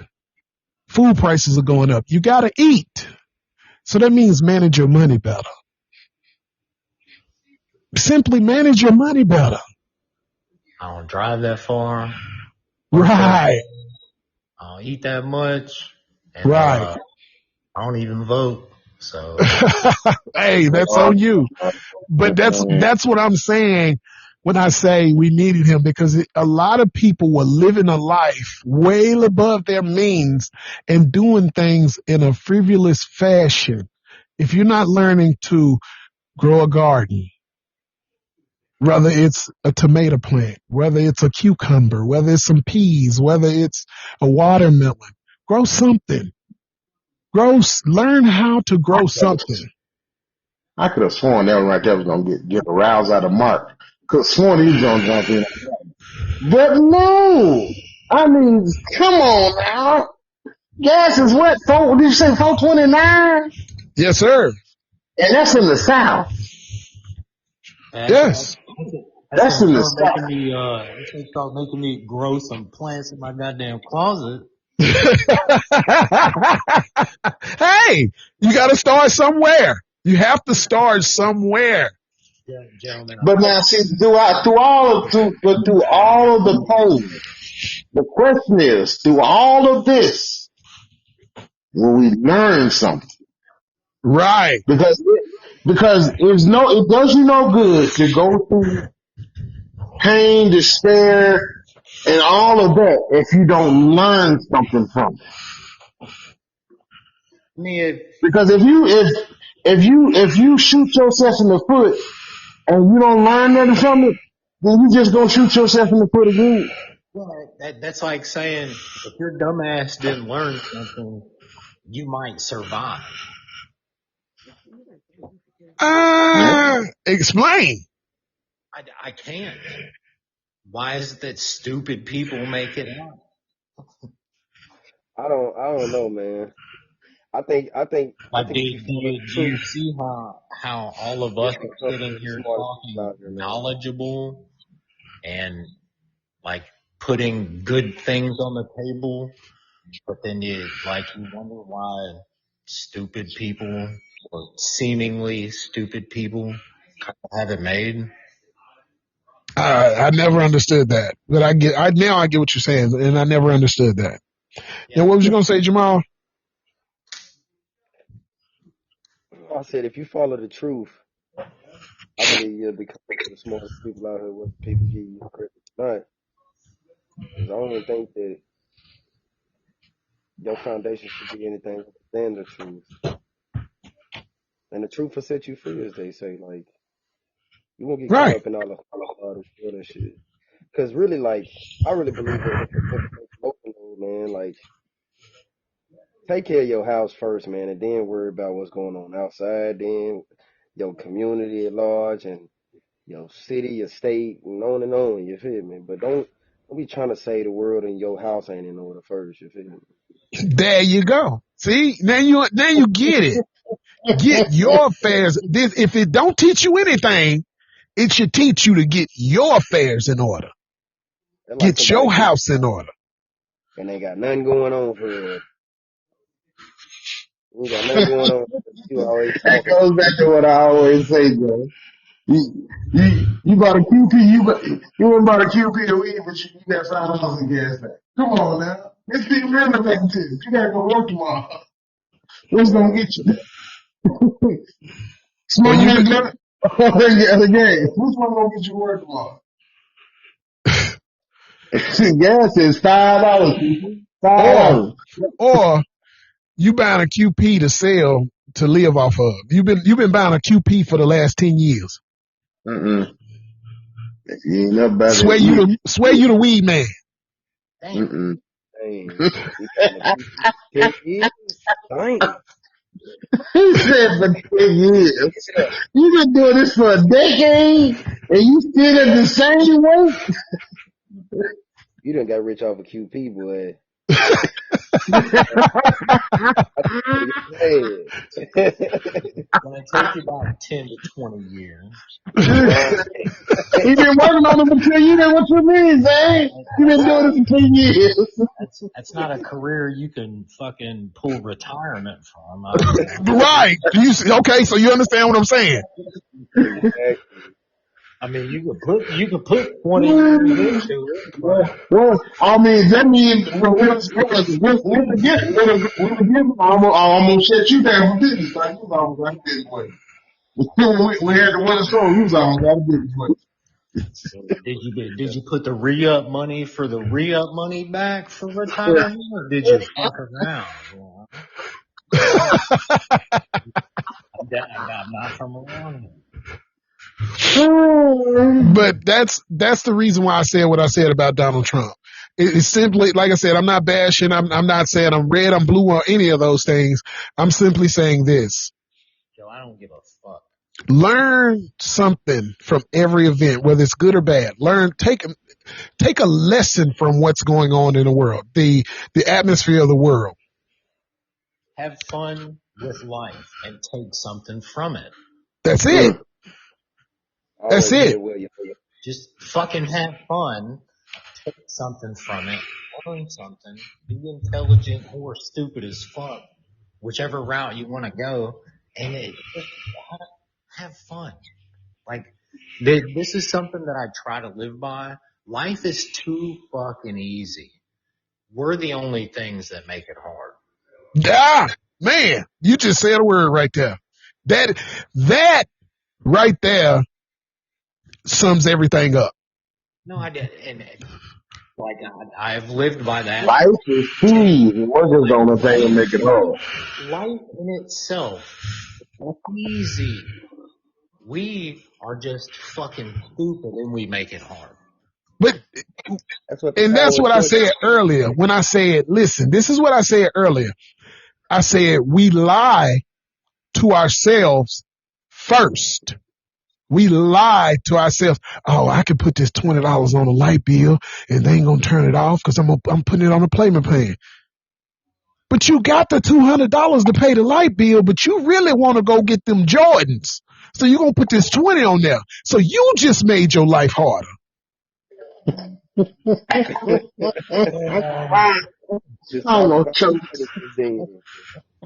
just talked about my brother just then. My soul. You live it, but you can go pop out, go to somebody else's dinner. I don't understand it, man. You know, some people just, the power to choose, man. The power to choose.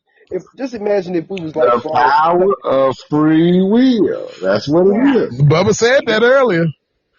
So, man, you had to be inclined to your nature. You couldn't make no choice outside of your nature. Life would be way easier. Even when it's time for you to get stepped on like a bug.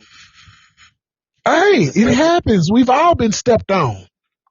Free will goes one of two ways. I mean, it goes good or bad. Like, Yep. That's a good one from Bubba using that free will. That's exactly why we wasn't born with free will.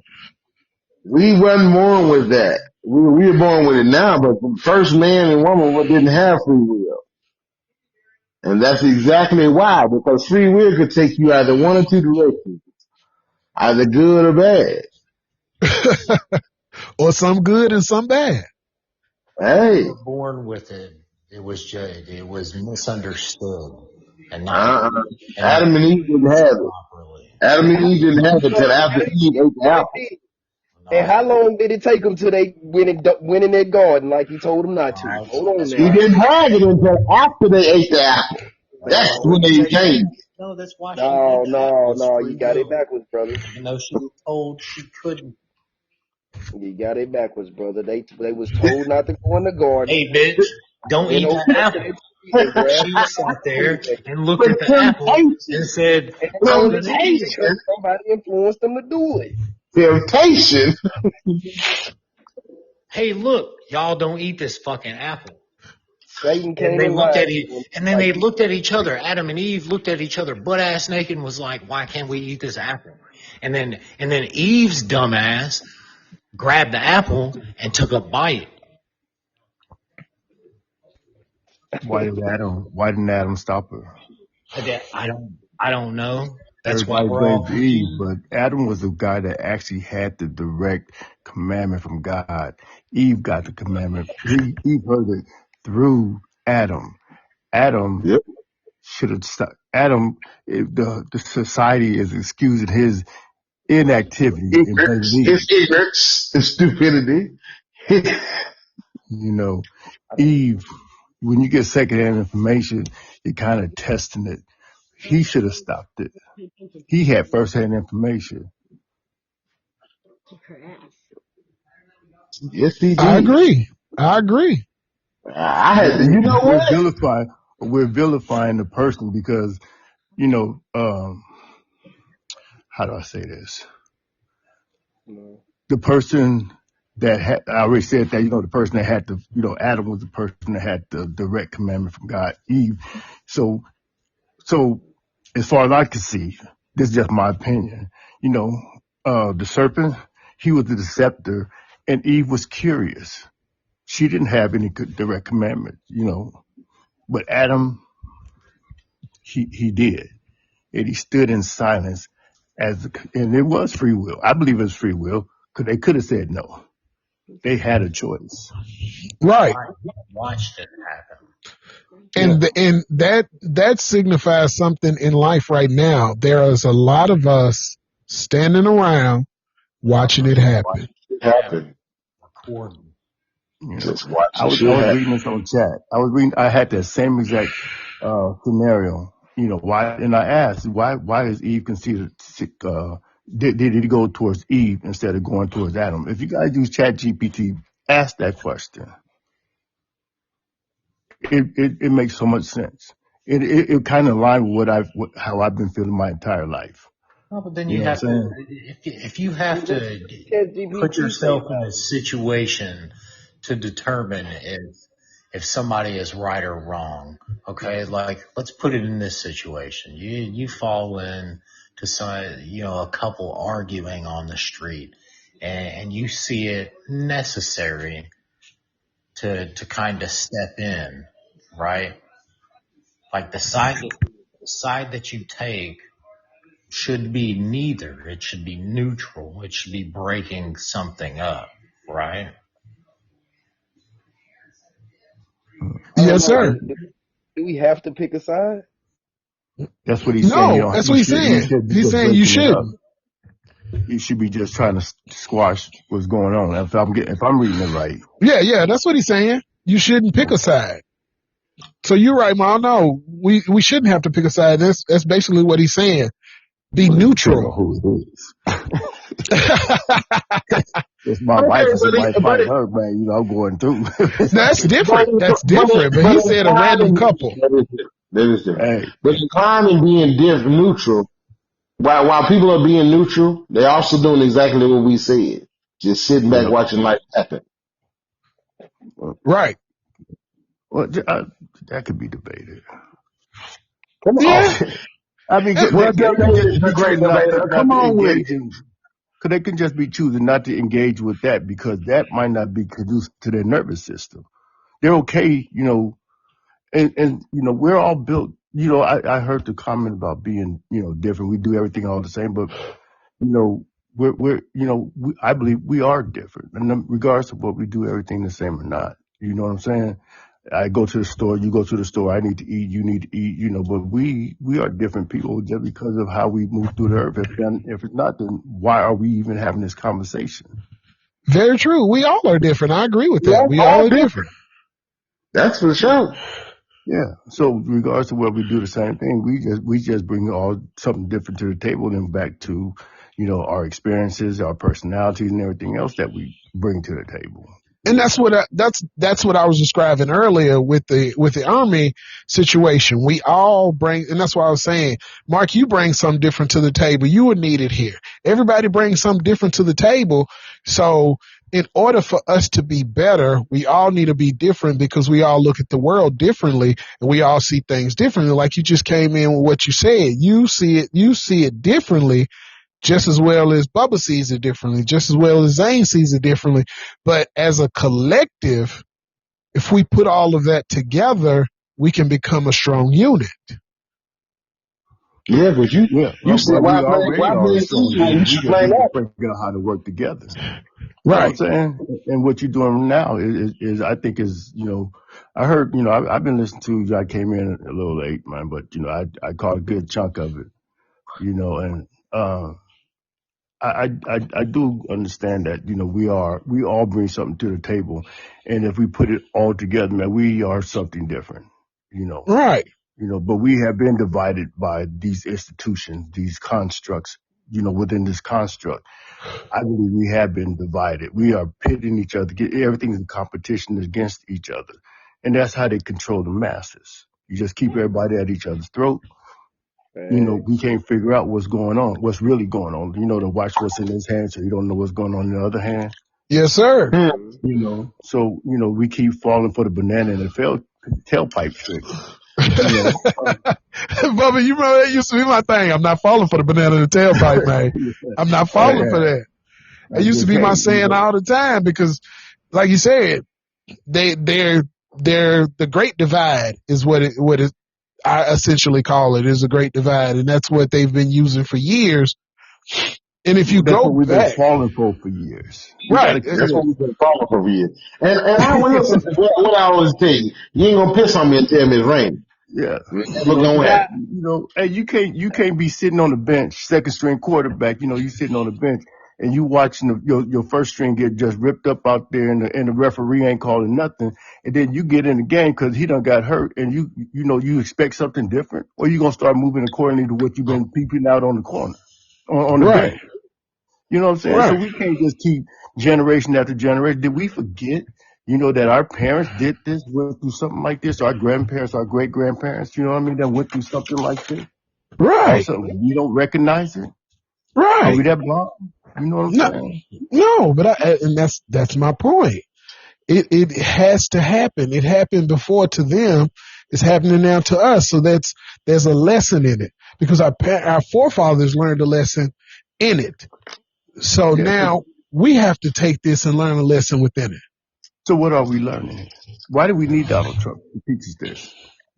I don't need no Donald Trump. I'm learning how to take care You know what I'm saying? Because you see, we some of us, it's some woke people. I don't want to use the word woke like they I just call it being in line with what reality, what aware, this lived reality is, and who you are in it. You know what I'm saying? So you got to start being aware. You have to be aware of who you are. You know what I mean? To be able to read what they constructed for us. You know what I mean? So you can't be in here complaining. Like, oh, you a sellout. No, I'm like Neo. You know what I'm saying? I'm moving through this matrix, that's going to benefit me, but I'm not forgetting who's there with me or who, if I can enlighten some people or get some people to think, a little different outside of the construct, man, I'm just going to have a conversation whether they want to agree with it or not. Like they said, some people just ain't ready. But that ain't gonna stop who I am, man. But we're blaming society and this and that, but we know what's going on. How much of responsibility are we taking in some of the decisions that we're making? That you see what I'm saying? Yeah. So it's like, we need to, when we talk about this, take accountability, man. It ain't something lightly, man. What part do we have in this? Are we throwing fuel in the fire? Right. So, how, in my opinion, it takes two to tango. Granted, you know, one side has the upper hand, or one culture has the upper hand and stuff, man. But we're, you know, are we that divided? I mean, No. have 50 years of all the accomplishments that was done? Is it that gone? That's Completely, but right. it's scarce. It's dwindling. It's dwindling, man. You It's know why? dwindling. Because the death of Martin, because the death of our leaders 50 years ago, everybody wants to live. You know, nobody wants to Right. step out on that ledge because they know, you know, history, and they have taught us that in school. Right. You know, they have taught, this is what happened. You know, you might not see it that way, you know, he was assassinated. Basically what they're telling you, but anybody that steps up and try to, you know, fight the establishment, you got problems. Right. On that note, fellas, we hit the 2-hour mark. Let's do this again next week. Bring back the same enthusiasm, same love. We will continue this conversation. I love all y'all. And as I do every week, just bring one person, just bring one brother. And maybe we can build this community is going to get stronger and stronger and stronger. And once we get strong enough, we will be able to take it out into this world and really accomplish the goal that we're trying to.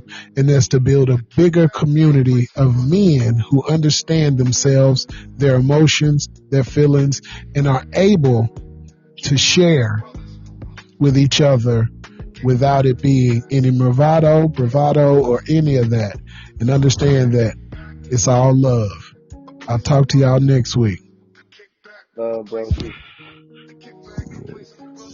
All right, brothers. Y'all be safe. Y'all do the same. God bless everyone. Good weekend.